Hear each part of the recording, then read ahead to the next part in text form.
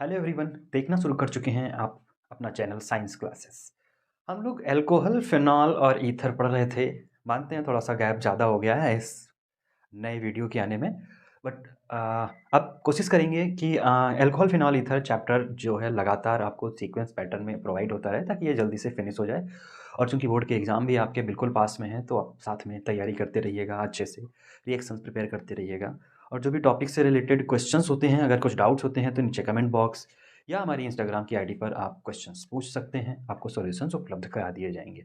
Practice के लिए इनसे रिलेटेड क्वेश्चंस आपको हमारे टेलीग्राम चैनल पर भी मिल जाया करेंगे। अगर आप चाहें तो चैनल नीचे लिंक दिया गया है, ज्वाइन कर सकते हैं। तो हम लोग बात कर रहे थे फिजिकल प्रॉपर्टीज़ की, अल्कोहल के OH ग्रुप की। सबको पता है अल्कोहल ग्रुप क्या होते हैं, R और साथ में OH। या फिर हम इस तरह से भी तो लिख सकते हैं इनको, OH that means aryl group के साथ। This one is a phenol and this one is alcohol. Simple alcohol और फिनॉल की बात करते हैं। अब यहाँ पे बात करेंगे अगर इनकी कुछ केमिकल प्रॉपर्टीज़ की, तो हम पाते हैं जैसे यहाँ पे जुड़ा हुआ है एक जनरल फार्मूला है CH3CH2OH। तो ये जो बॉन्डिंग एबिलिटी होती है कार्बन के साथ ऑक्सीजन और हाइड्रोजन की, इस तरह से ही तो स्ट्रक्चर बनती है इनकी। अब यहाँ पे बॉन्ड ब्रेकिंग जब देखने को मिलती है, तो ये जो ऑक्सीजन और हाइड्रोजन का बॉन्ड है, एक बॉन्ड यहाँ से टूटता है। जब ये टूटेगा तो ये पूरा का पूरा ग्रुप क्या हो जाएगा, carbon carbon then carbon, carbon के पास प्लस चार्ज और इसके पास प्लस में OH माइनस।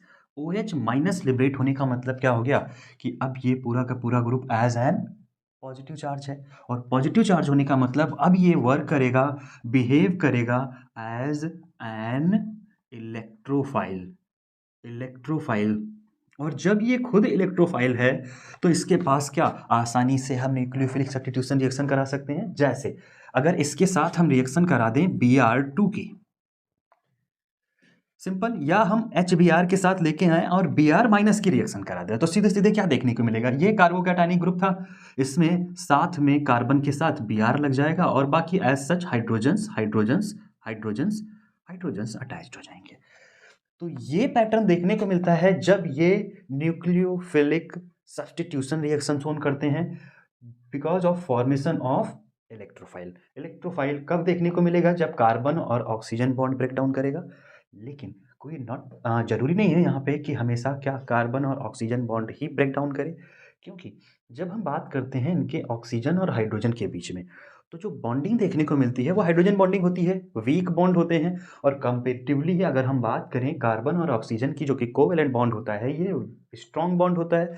तो आसानी से OH ग्रुप ना टूट करके सबसे पहले यहाँ पे देखने को मिलता है, इस तरह से कंपाउंड बनाता है ये CH3CH2O माइनस और प्लस में H, यानी कि कौन निकल के जाता है यहाँ पे, H प्लस आयन। अब H प्लस आयन जब निकलता है तो कंडीशन यहाँ पे मेंशन की जाती है कि ये अगर क्या H प्लस आयन लिबरेट कर रहा है, मतलब ये खुद क्या है, इलेक्ट्रोफाइल, मतलब ये ग्रुप कैसा बिहेव करेगा, अब न्यूक्लियोफाइल की तरह, न्यूक्लियोफाइल, और ये हो जाएगा इलेक्ट्रोफाइल। अब इलेक्ट्रोफाइल निकल के जा रहा है तो कंडीशन क्या कही जाएगी, यहाँ पे हम इलेक्ट्रोफिलिक सब्स्टिट्यूशन रिएक्शन भी करा सकते हैं। तो डुअल स्पेशलिटी होती है किसके साथ, अल्कोहल के पास, कि ये OH बॉन्ड भी ब्रेक डाउन करता है और कार्बन और ऑक्सीजन बॉन्ड भी ब्रेक डाउन करता है। तो न्यूक्लियोफिलिक और इलेक्ट्रोफिलिक दोनों सब्स्टिट्यूशन रिएक्शन शोन करता है और दोनों की तरह खुद बिहेवियरल चेंज रखता है। अब एक स्पेशलिटी यहाँ पे और आती है कि जब हम बात करेंगे ओरिजिनलिटी में OH बॉन्ड के ब्रेकिंग की, तो देखने को मिलता है हमें क्या, H प्लस आयन लिबरेट होता है। H plus that means the hydrogen ion. अब जब हाइड्रोजन आयन यहाँ पे रिलीज हो रहा है, तो याद कर सकते हो, अगर पिछली क्लासेस में एसिड बेस कॉन्सेप्ट पढ़े होंगे, एसिड बेसिस एंड साल्ट्स के, तो वहाँ पे एक कॉन्सेप्ट था लॉरी ब्रॉन्स्टेड कॉन्सेप्ट। वो सिंपली सा कहता है कि अगर कोई compound H plus ion release करता है तो वो क्या कहलाता है, एसिड। इसका मतलब alcohol behaves as an acid when the OH bond gets break down. इसका मतलब ये एसिडिक बिहेवियर शोन करते हैं। एसिडिक बिहेवियर शोन करेंगे तो हम कुछ कॉमन रिएक्शंस देख लेते हैं और उसके बिहाफ पे हम आइडेंटिफिकेशन कर लेते हैं। जैसे अगर हम बात करें acid when react with the metals, अगर एसिड मेटल्स के साथ रिएक्ट करता है तो क्या होता है, या मेटल्स क्या हाइड्रोक्साइड के साथ रिएक्ट करता है तो क्या होता है। तो सिंपली अगर हम बात करें एसिड व्हेन मेटल्स के साथ रिएक्शन ऑन करते हैं तो हमेशा साल्ट और हाइड्रोजन गैस लिबरेट करते हैं। देखते हैं ये लोग करते हैं या नहीं। तो सबसे पहले अगर हम बात करें C2H5OH की, अगर ये Na के साथ सोडियम मेटल के साथ रिएक्शन पार्टिसिपेशन करता है तो हम देखने को पाते हैं ये बनाता है C2H5ONa और साथ में हाइड्रोजन गैस लिबरेट होती है। ये जो ग्रुप है हमारे पास इथाइल और ऑक्सी, तो ये क्या हो जाता है इथॉक्सी, और ये है सोडियम, तो इसको बोलते हैं क्या सोडियम इथॉक्साइड। क्या कहलाता है ये सोडियम इथॉक्साइड, और साथ में निकल के जाती है हाइड्रोजन गैस। अगर यही मैग्नीशियम के साथ रिएक्शन में पार्टिसिपेशन हो C2H5OH, अगर मैग्नीशियम के साथ पार्टिसिपेट करे या फिर हम बात करें एल्यूमिनियम के साथ पार्टिसिपेट करे, कौन यही, या हम कंपाउंड चेंज कर देते हैं C3H7OH, एल्कोहल कोई भी हो R ग्रुप होगा तो साथ में इस तरह से प्रोसेस आगे बढ़ती रहेगी। Mg+2 ऑक्सीडेशन स्टेट कैरी करता है, इसलिए इसके 2 मॉलिक्यूल्स होंगे और इसके 2 मॉलिक्यूल्स होंगे, तो यहाँ पे हम इसको बैलेंस करते हैं कैसे C2H5 whole twice and then C2H5O का होल ट्वाइस और साथ में कौन Mg लग जाएगा, तो ये क्या हो जाएगा मैग्नीशियम इथॉक्साइड। इसी तरह अगर हम एल्यूमिनियम की बात करें तो C3H7O होल थ्राइस Al क्या हो जाएगा ये एल्यूमिनियम प्रोपॉक्साइड, क्योंकि 3 कार्बन की चेन है और साथ में हाइड्रोजन यहाँ पे लिबरेट होते रहेंगे। अब यही अगर फिनॉल के साथ होता, फिनॉल दैट मीन्स एल्कोहल, अगर इसकी रिएक्शन कराई जाए Na के साथ तो क्या देखने को मिलेगा, यहाँ पे कंपाउंड बनेगा ONa plus and the minus, then hydrogen यहाँ पे लिबरेट हो जाएगा। तो ये कंपाउंड सोडियम फिनॉक्साइड के नाम से जाना जाता है। अगर इसकी जगह पे हम NaOH के साथ रिएक्शन कराएं, हाइड्रेटेड NaOH यानी कि एक्सेस में वाटर की प्रेजेंस होती है, और यहाँ पे OH that means the phenol, यहाँ पे क्या बनता है आपका ONa यानी कि सोडियम फिनॉक्साइड ही बनता है और साथ में हाइड्रोजन लिबरेट होती है। नाम लिखते हुए चलना, सोडियम फिनॉक्साइड इसका नाम होता है। हम सोडियम फिनॉक्साइड इसको मेंशन कर दे रहे हैं यहाँ पे सोडियम फिनॉक्साइड। इस पॉइंट को याद रखना, ये अभी कई जगहों पे यूज होने वाला है, बहुत सारे प्रिपरेशन मेथड में इसका यूज किया जाता है। ये भी सेम नाम है, चाहे हम प्लस माइनस मेंशन करें या ना करें। ONa के साथ अगर हम बेंजीन रिंग को मेंशन करेंगे that means it's represent the sodium phenoxide. अब यहाँ से सिंप्लीफाइड पैटर्न ये देखने को मिलता है कि ये सारे के सारे ग्रुप्स कैसे बिहेव कर रहे हैं एसिडिक, तभी तो ये मेटल के साथ क्या हाइड्रोजन गैस लिबरेट कर रहे हैं और साल्ट बना रहे हैं। इसके अलावा मेटल के हाइड्रोक्साइड के साथ क्या वाटर लिबरेट करते हैं और साथ में फिनॉक्साइड ग्रुप्स बना लेते हैं। अब ये जो पैटर्न हो गया ये लॉरी ब्रॉन्स्टेड एसिड को रिप्रेजेंट कर रहा है। सिंप्लीफिकेशन ये प्रूव करते हैं कि हाँ ये बाय डिफॉल्ट कैसे होते हैं एसिडिक इन नेचर होते हैं। एक्चुअल में जो acidity that means the acidic behaviour, acidic strength देखने को मिलता है किसका एल्कोहल का, वो होता क्यों है थोड़ा सा इस पे जिक्र करते हैं। जैसे हमारे पास है CH3OH, अगर हम किसी स्ट्रॉन्ग बेस की प्रेजेंस में इसकी रिएक्शन में पार्टिसिपेशन कराते हैं, स्ट्रॉन्ग बेस अगर कोई भी होगा तो स्ट्रॉन्ग बेस के साथ ये हाइड्रोजन आयन लिबरेट करके कॉन्जुगेट बेस फॉर्म करता है O- के साथ, और साथ में यहाँ पे जो बेस है इसके साथ हाइड्रोजन जोड़ के क्या फॉर्म कर लेता है एसिड। ये सिंप्लीफाइड एसिड फॉर्मेशन करता है। और अगर इसकी बात करें तो वाटर के कंपैरिजन में इसके जो हाइड्रोजन बॉन्ड्स की पोलैरिटी होती है वो बहुत कम होती है, इसलिए एल्कोहल्स हमेशा वाटर से भी वीक एसिड की तरह बिहेव करते हैं। ये सारे के सारे वीक एसिड होते हैं। वीक एसिड किसके साथ इवन विद वाटर, क्योंकि वाटर की जो पोलैरिटी होती है वो ज़्यादा देखने को मिलती है, इलेक्ट्रॉन डेंसिटी ज़्यादा होती है। अब यहाँ पे बात आती है कि जैसे जैसे हम कार्बन चेन बढ़ाते जाते हैं होता क्या है, ये हमारे पास CH3, तो ये होते हैं हमारे पास कुछ electron donating groups. Electron donating groups जो क्या करते हैं, इलेक्ट्रॉन को दान करते हैं। अब जब इलेक्ट्रॉन दान करेंगे तो नॉर्मल कंडीशन में क्या होते हैं, यहाँ पे एक्सेस इलेक्ट्रॉन्स प्रेजेंट होते हैं। जैसे अगर हम बात करें CH3OH, अब यहाँ पे इलेक्ट्रॉन्स एक्सेस में हैं। जब ये इलेक्ट्रॉन डोनेट करेंगे तभी तो इनके पास पॉजिटिव आयंस आते हैं। तो ये जो ग्रुप्स होते हैं ये क्या होते हैं, इलेक्ट्रॉन डोनर होते हैं। ये इलेक्ट्रॉन देते रहते हैं। इसकी वजह से इनके इलेक्ट्रॉन से ये जो पोलैरिटी होती है, जैसे जैसे इलेक्ट्रॉन की डेंसिटी यहाँ पे कम होती जाएगी, इलेक्ट्रॉन की डेंसिटी जैसे जैसे कम होती जाएगी, इनके बीच की जो पोलैरिटी है वो घटती जाती है। इसकी वजह से एसिडिक स्ट्रेंथ इनकी घटती जाती है। इलेक्ट्रॉन डोनेटिंग ग्रुप में मेनली बात करें तो हमारे पास एल्किल ग्रुप देखने को मिलेगा। इसके अलावा OR that means the ethoxy group देखने को मिलेगा। ये जो एसिडिक स्ट्रेंथ होती है ये क्या होती जाती है, कम होती जाती है। इसी तरह से जब हम बात करेंगे जो लोवेस्ट कार्बन नंबर होगा, जैसे अगर हम बात करें वाटर की, तो वाटर के पास क्या, इस सिंगल कार्बन की कंपैरिजन का अल्कोहल, और इससे ज़्यादा C2H5OH का, और इससे ज़्यादा C3H7OH का।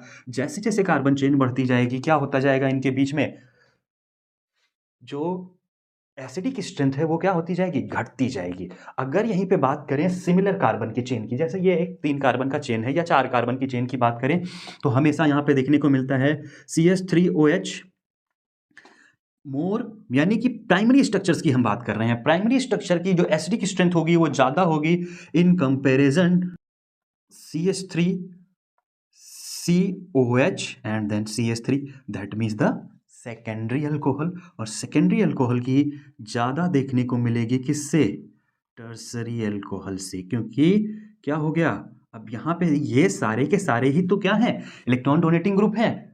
और इलेक्ट्रॉन डोनेटिंग ग्रुप यानी कि EDG क्या करते हैं, पोलैरिटी घटा देते हैं। और जब पोलैरिटी घट जाएगी तो इनकी क्या हो जाएगी, एसिडिक स्ट्रेंथ घटती जाती है। तो ये सारी वैल्यूज किसके टर्म्स में मेंशन की गई है, एसिडिक स्ट्रेंथ, एसिडिक स्ट्रेंथ के ऑर्डर हैं। और ये जो एसिडिक स्ट्रेंथ के ऑर्डर हैं ये Ka एसिडिक कांस्टेंट पे डिपेंड करते हैं। ये क्या है, इक्विलिब्रियम कांस्टेंट ऑफ एसिड। इसी के टर्म्स में एक और टर्म देखने को मिलेगा हमें, pKa। ये एक्चुअल में जो वैल्यू होती है ये होती है नेगेटिव लॉग ऑफ Ka।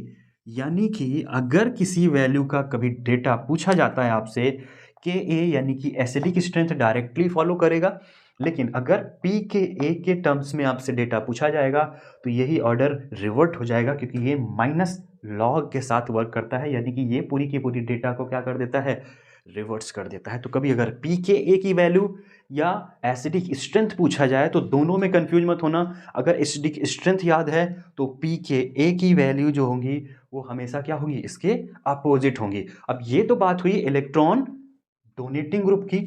लेकिन अगर इलेक्ट्रॉन विड्रॉइंग ग्रुप्स लगे हों, इलेक्ट्रॉन विड्रॉइंग ग्रुप, जो इलेक्ट्रॉन विड्रॉ कर रहे हो, विड्रॉइंग ग्रुप यानी कि निकाल रहे हो, या इलेक्ट्रॉन रिलीजिंग ग्रुप के नाम से भी जानते हैं। इलेक्ट्रॉन विड्रॉइंग ग्रुप्स मेनली अगर ये अटैच होते हैं, जैसे NO2 नाइट्रो ग्रुप, इसके अलावा X हैलोजेंस ग्रुप, इसके अलावा COOR this one Easter group, ये सारे ग्रुप्स अगर प्रेजेंट होंगे एक्सेस में तो इनकी वजह से देखने को मिलता है कि यहाँ पे जो एसिडिक स्ट्रेंथ है ये बढ़ जाती है। क्योंकि ये क्या करते हैं, इलेक्ट्रॉन डोनेट करते हैं, जिसकी वजह से इलेक्ट्रॉन डेंसिटी बढ़ती है, और इलेक्ट्रॉन डेंसिटी बढ़ने की वजह से पोलर स्ट्रेंथ बढ़ जाती है। और जब पोलैरिटी बढ़ेगी तो देखने को मिलता है कि इलेक्ट्रॉन विड्रॉइंग ग्रुप्स जितने ज़्यादा प्रेजेंट होंगे नंबर में उतनी ज़्यादा पोलर स्ट्रेंथ होगी। जैसे अगर हम बात करें, एक हमारे पास है फिनॉल और इसके साथ लग गया NO2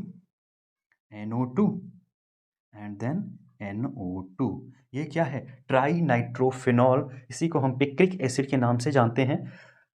ये 3 नंबर में प्रेजेंट है। इसकी एसिडिक स्ट्रेंथ अगर हम यहाँ पे बात करें नाइट्रो ग्रुप को घटाने की, तो नाइट्रो ग्रुप यहाँ पे NO2 और यहाँ पे NO2, सिर्फ 2 नाइट्रो ग्रुप लगे हों तो इसका एसिडिक स्ट्रेंथ इससे कम देखने को मिलेगा। और यहाँ पे अगर हम बात करें इसके फर्दर एसिडिक स्ट्रेंथ की, तो यहाँ पे अगर NO2 अकेला लगा है तो चाहे इस पोजीशन पे लगा हो चाहे इस पोजीशन पे, इसका एसिडिक स्ट्रेंथ सबसे कम देखने को मिलेगा। क्योंकि ये सारे के सारे क्या होते हैं, इलेक्ट्रॉन विड्रॉइंग ग्रुप, तो ये स्टेबिलिटी घटा देते हैं, जिसकी वजह से एसिडिक स्ट्रेंथ क्या हो जाती है, इनकी इंक्रीज कर जाती है। यहाँ पे एक और छोटा सा टॉपिक मेंशन किया गया है जो पूछा जाता है, इसमें मेंशन किया जाता है, जैसे हमारे पास है क्या, इथेनॉल।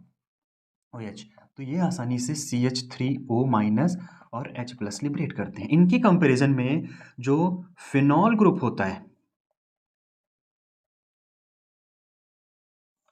OH, ये जब रिलीज करता है आयन तो इसकी एसिडिक स्ट्रेंथ ज़्यादा देखने को मिलती है। इसकी एसिडिक स्ट्रेंथ पूछा जाता है क्यों ज़्यादा देखने को मिलती है, क्योंकि सबसे पहला एक रीज़न होता है इसका। अब जब भी एक टर्म याद रखिएगा, जैसे ही आपको मेंशन किया जाता है कि ये टर्म आ गया एरोमेटिक कंपाउंड्स का, that means the aromatic benzene ring. Benzene ring से रिलेटेड अगर कोई कंपाउंड होगा तो वहाँ पे सबसे पहला आप रीजन मेंशन करने वाले हैं रेजोनेंस। पहला रीजन यहाँ पे मेंशन करेंगे, ये सोन करते हैं रेजोनेंस। दूसरी कंडीशन यहाँ पे मेंशन करेंगे हम, क्योंकि यहाँ पे हाइब्रिडाइजेशन कैसा होता है, sp2 हाइब्रिडाइजेशन होता है। sp2 हाइब्रिडाइजेशन की वजह से यहाँ पे इलेक्ट्रॉन्स, जो नेगेटिव इलेक्ट्रॉन्स थे, यानी कि एक्सेस ऑफ इलेक्ट्रॉन, जो इलेक्ट्रॉन डेंसिटी क्या करते हैं यहाँ पे इंक्रीज करा देते हैं। और जब इलेक्ट्रॉन डेंसिटी इंक्रीज हो जाएगी तो इनके बीच में due to the resonance polarity ज़्यादा होगी in comparison to the normal phenol. Normal alcohols के कंपेरिजन में फिनॉल की जो स्ट्रक्चर होगी उसमें पोलैरिटी यानी कि पोलर स्ट्रेंथ ज़्यादा होगी। तो यहाँ पे मेंशन करेंगे हम पोलैरिटी, यानी कि पोलैरिटी का मतलब यहाँ पे आप समझ पा रहे हैं, एक पॉजिटिव चार्ज और एक निगेटिव चार्ज दोनों के बीच की पोल स्ट्रेंथ बढ़ जाती है, जिसकी वजह से खिंचाव ज़्यादा हो जाता है। और जब खिंचाव ज़्यादा हो जाएगा तो H+ आयन आसानी से मूव किया जा सकेगा। तभी तो जितनी जल्दी H+ आयन निकलेगा उतना ही अच्छा वो क्या होगा, एसिड होगा। तो यहाँ पे पोलैरिटी ज़्यादा हो जाती है, इसकी वजह से H+ आयन आसानी से लिबरेट हो जाता है in comparison to the alcohol. इसलिए phenol is more acidic than normal alcohol. तो ये तो कुछ थे आपके एसिडिक और एसिडिटी से रिलेटेड टॉपिक्स जो आपके ऑर्डर में पूछे जाते हैं, इंक्रीजिंग या डिक्रीजिंग ऑर्डर पैटर्न पूछा जाता है। तो ऑर्डर एक बार नोट डाउन जरूर कर लीजिएगा, क्योंकि बहुत इंपॉर्टेंट है ये। ऑलमोस्ट पूरे चांसेस हैं कि एक नंबर सिर्फ इतना सा टॉपिक आपको बोर्ड में देने वाला है। अब आगे बात करते हैं, इनमें एक कॉमन पैटर्न ऑफ रिएक्शन आपको देखने को मिलेगी। ये काफ़ी इंपॉर्टेंट रिएक्शंस है, मल्टीपल टाइम्स रिपीट करके पूछी गई है। अगर हम बात करें इस रिएक्शन को, तो लोअर क्लासेस में भी इसके बारे में पढ़ा होगा, ईस्टरीफिकेशन।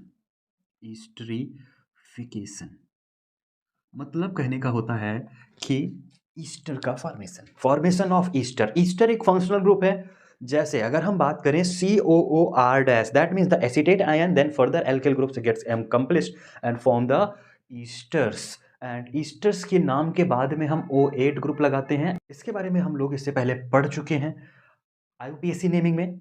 फिर भी अभी ईस्टर जब हम कार्बोक्सिलिक एसिड पढ़ेंगे, अगला चैप्टर है, वहाँ पे भी इसके बारे में जिक्र होता है। बट यहाँ पे भी हम यहाँ पे समझते हुए चलते हैं। ईस्टर थोड़ा सा जनरल इन्फॉर्मेशन ले लेते हैं। COOR-, साथ में इधर R एल्किल ग्रुप प्रेजेंट होता है, ये होता है एल्किल।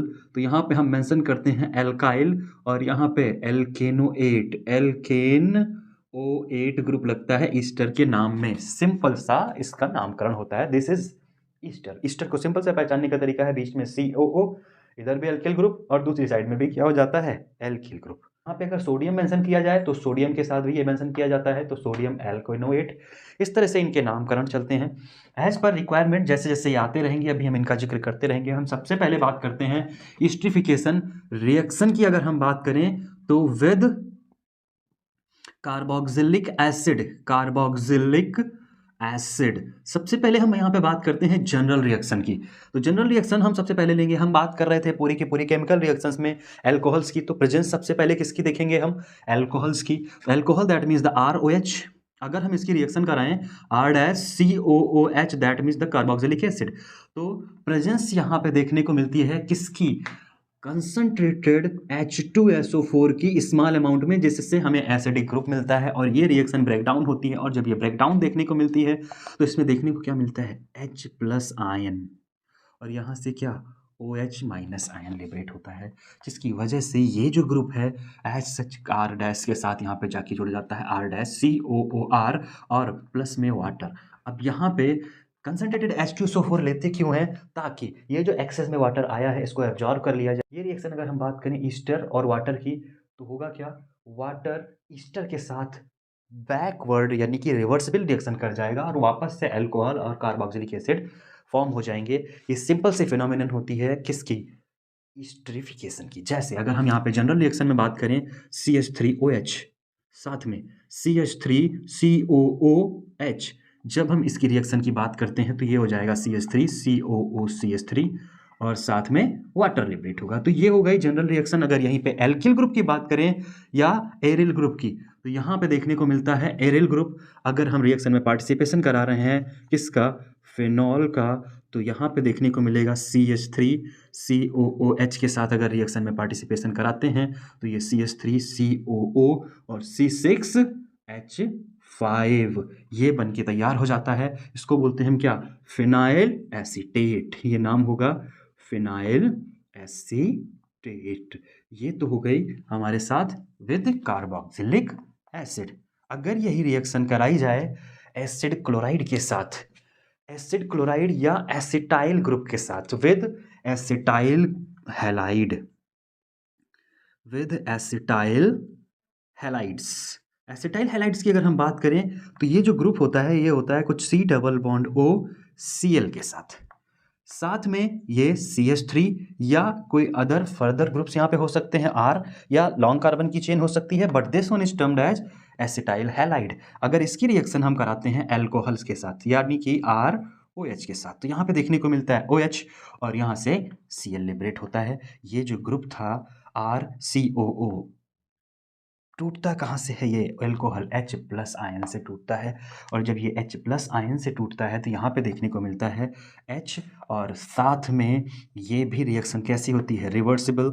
H टूटा Cl टूटा तो क्या बन के चला गया, यहाँ पे माइनस में HCl प्रेजेंस होती है H2SO4 की। कैसा होगा, ये कंसनट्रेटेड होगा। जब यहाँ से H टूटा है तो यहाँ पे क्या बनेगा, CH3 C double bond O और साथ में OR। अब R के साथ यहाँ पे एरिल ग्रुप भी हो सकता था, मतलब कोई भी एरिल ग्रुप हो या R ग्रुप हो, this one is a general reaction. अगर हम इसके साथ रिएक्शन में पार्टिसिपेशन कराते हैं तो ये क्या ईस्टर ही तो है, COO ये वाला ग्रुप और साथ में R, तो ये क्या हो जाएगा एल्किल एसीटेट। और साथ में हमारे पास क्या निकल के आता है यहाँ पे HCl, वो हमने वहीं पे मेंशन कर दिया है, तो यहाँ से अलग से मेंशन करने की रिक्वायरमेंट नहीं है। अगर हम इसकी जनरल रिएक्शंस की बात करते हैं तो यहाँ पे हम कंपाउंड ले लेते हैं। पहले हम एल्किल ग्रुप ले लेते हैं C2H5OH किसके साथ, CH3COCl। जब हम रिएक्शन में यहाँ पे पार्टिसिपेशन कराएंगे तो वही कंडीशन होगी, HCl कंसनट्रेटेड H2SO4 की प्रेजेंस होगी। ये यहाँ पे मेंशन किए जाएंगे, हमने यहाँ पे जनरल रिएक्शन में नहीं लिखे हैं। इसका ये मतलब नहीं है कि आपको अगर सिर्फ ये रिएक्शन पूछी जाए तो आप मेंशन ना करें, आप पूरा कंपाउंड यहाँ पे लिखेंगे। फिर यहाँ पे कंडीशंस की बात करते हैं तो ये HCl है, HCl यहाँ से जब लिबरेट कर देंगे तो ये Cl निकल गया और ये H निकल गया, तो ये क्या बचा CH3CO और यहाँ से क्या आया OC2H5, तो ये हो जाएगा इथाइल और ये है एसीटेट। तो इसको नाम में मेंशन करेंगे हम, क्या हो जाएगा ये इथाइल एसीटेट, ये इसका नाम हो जाएगा। अगर हम इथाइल इसका IUPAC नेम करें तो इथाइल एथेनोएट इसका नाम मेंशन करेंगे। अगर यहीं पे हम फिनॉल को मेंशन करते हैं that means the benzene ring के साथ, तो भी यही कंडीशन देखने को मिलेगी CH3CO एंड देन Cl। अब यहाँ पे क्या देखने को मिलेगा, ये CH3C डबल बॉन्ड O के साथ O बॉन्डिंग जुड़ेगी और साथ में क्या लगेगा यहाँ पे फिनाइल ग्रुप, तो ये फिनाइल और ये कार्बोक्सिलिक एसिड, तो ये फिर से क्या हो जाएगा फिनाइल एसीटेट। तो इस तरह से आपको यहाँ पे देखने को मिलते हैं इन कंपाउंड्स के कॉमन रिएक्शंस। एस्टरिफिकेशन किसके टर्म्स में, with acid anhydride, acid anhydride, acid के जो एनहाइड्राइड्स होते हैं इनके साथ जो रिएक्शन होती है उसमें क्या देखने को मिलता है। तो सबसे पहले तो हम बात करते हैं what is the acid anhydride. Question ये भी तो आता है सबसे पहले एसिड के एनहाइड्राइड हैं क्या एक्चुअल में। तो यहाँ पे देखने को मिलता है CH3COOH, CH3COOH प्लस में CH3COOH। अगर हम इसका क्या डिहाइड्रेशन करवाएं यानी कि निर्जलीकरण बोलते हैं हिंदी भाषा में, यानी कि इसका पानी निकालना है। अगर हम इसका पानी निकालते हैं तो ये OH और इसका H, इसमें हाइड्रोजन बॉन्ड और इसमें COOH ग्रुप से OH बॉन्ड का ब्रेकडाउन होगा और जब यह OH टूटेंगे तो यहाँ पे देखने को मिलता है क्या CH3C double bond O, CH3C double bond O, इसके पास क्या था एक ऑक्सीजन बचा था। बट दूसरा वाला भी उसी ऑक्सीजन के साथ बॉन्डिंग कर लेता है। ये कंडीशन कही जाती है एसिटिक एनहाइड्राइड। एनहाइड्राइड, ये एसिटिक एनहाइड्राइड बोला जाता है। इसको शॉर्ट फॉर्म में हम लिखना चाहें तो इस तरह से भी लिख सकते हैं CH3CO होल ट्वाइस O। ये भी एसिटिक एनहाइड्राइड को रिप्रेजेंट करता है। और जब एसिटिक एनहाइड्राइड ग्रुप की रिएक्शन R ग्रुप के साथ या फिर AR ग्रुप के साथ रिएक्शन में पार्टिसिपेशन कराते हैं तो होता क्या है, यहाँ पे CH3C डबल बॉन्ड O और C double bond O CH3 साथ में यहाँ पे ऑक्सीजन, यहाँ पे बॉन्ड ब्रेकिंग होती है। एक देखने को मिलता है यहाँ से इस तरह से बॉन्ड बनता है CH3CO, और एक देखने को मिलता है CH3C डबल बॉन्ड O, और यहाँ पे बॉन्ड क्या होते हैं OH, एल्कोहल। तो देखो जरा, जब भी यहाँ पे हम रिएक्शन की बात करेंगे एरिल या एल्किल ग्रुप के साथ, प्रेजेंस यहाँ पे देखने को मिलती है पायरिडीन की। पायरिडीन यहाँ पे यूज किया जाता है as an catalyst. OH group यहाँ पे जब ब्रेकडाउन होता है तो एक H के साथ एक जो H जाता है ये किसके साथ जाता है CH3COOH के साथ। तो यहाँ पे जो ग्रुप बनता है CH3C डबल बॉन्ड O, इतना हिस्सा ऊपर वाले के पास पहले से था, एक H लग गया तो क्या बन गया ये एसिटिक एसिड। और जो दूसरा ग्रुप है ROH है अगर, तो यहाँ पे ये वाला जो ग्रुप है इसके साथ जाता है CH3C डबल बॉन्ड OR। और अब ये R ग्रुप या इसी की जगह पे हम AR ग्रुप लगाएं तो ये क्या हो जाता है ईस्टर। तो ईस्टर और साथ में कार्बोक्सिलिक एसिड फॉर्मेशन यहाँ पे देखने को मिलता है। कार्बोक्सिलिक एसिड और प्लस ईस्टर बनता है। ये एक जनरल रिएक्शन है। अगर एज एग्जांपल की मेंशन करें तो C2H5 अगर OH यहाँ पे जाता है, रिएक्शन में पार्टिसिपेशन होता है, CH3C double bond O, then CH3C double bond O, और साथ में O ग्रुप के साथ जब रिएक्शन में पार्टिसिपेशन होता है, प्रेजेंस वही पायरिडीन की, ये बनाएगा क्या इसका CH3COO CH3COOH, और प्लस में इसका C2H5O जुड़ेगा किसके साथ, इसके CH3C डबल बॉन्ड O के साथ O C2H5। तो ये क्या हो जाएगा इथाइल एसीटेट ईस्टर और साथ में कार्बोक्सिलिक एसिड। ये रिएक्शन इतनी इंपॉर्टेंट नहीं प्ले करती हैं, पर जब ये रिएक्शन फिनॉल के साथ होती हैं तो ये बहुत इम्पॉर्टेंट रोल प्ले करती हैं और इनके प्रिपरेशन काफ़ी इम्पॉर्टेंट हो जाते हैं, क्योंकि ये कई बार पूछे गए हैं। ये स्ट्रक्चर आपके पास है C double bond O, then इसके बाद की अगर हम बात करें तो CH3C डबल बॉन्ड O, और इन दोनों को जोड़ा है ऑक्सीजन ने। इसको जब हम ब्रेक डाउन करते हैं तो एक तो तुम्हारे पास क्या बनेगा CH3COOH, कोई फ़र्क नहीं पड़ा। बट दूसरा वाला जो कंपाउंड था इसके साथ हम पाते हैं यहाँ पे बना होता है बेंजीन, और यहाँ पे जो आके जुड़ता है आपके पास O, इधर से क्या जुड़ता है C डबल बॉन्ड O, और इधर CH3। तो ये क्या हो गया ईस्टर। ईस्टर के बाद यहाँ पे एक और कॉमन रिएक्शन देखने को मिलती है जहाँ पे हम जोड़ते हैं एसिटोफिनॉन। अब एसिटोफिनॉन ग्रुप बेंजीन का जो हाइड्रोजन बॉन्ड होता है उसको तोड़ के बनाया जाता है। कैसे लगता है उसके लिए हम बात करते हैं सबसे पहले preparation of salicylic acid. Salicylic acid, सबसे पहले हम बात करें सैलिसिलिक एसिड की, इसको अभी हम और डिटेल में पढ़ेंगे।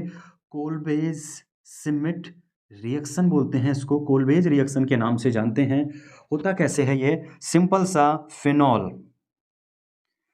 फिनॉल OH के साथ रिएक्शन में पार्टिसिपेशन करता है NaOH के साथ एल्कोहलिक मीडियम में, और ये बनाता है क्या ONA, that means the sodium phenoxide. अब सोडियम फिनॉक्साइड को फर्दर रिएक्शन में पार्टिसिपेशन कराया जाता है कार्बन डाइऑक्साइड के प्रेजेंस में और वाटर के साथ। तो यहाँ पे देखने को मिलता है carbon dioxide as such compound के साथ जुड़ता है, और ये जो ग्रुप है ये OH और साथ में COOH, this one is carboxylic acid. ये कन्वर्जन हो जाता है किसके साथ, कार्बोक्सिलिक एसिड के साथ। और ये जो एल्कोहल कार्बोक्सिलिक एसिड के साथ बनता है, इसकी अगर हम नामकरण की बात करें तो 1 2, इसको लिखेंगे हम 2 हाइड्रोक्सी बेंजोइक एसिड। ये तो नाम हो गया इसका, लेकिन इसको ही बोलते हैं हम क्या, सैलिसिलिक एसिड।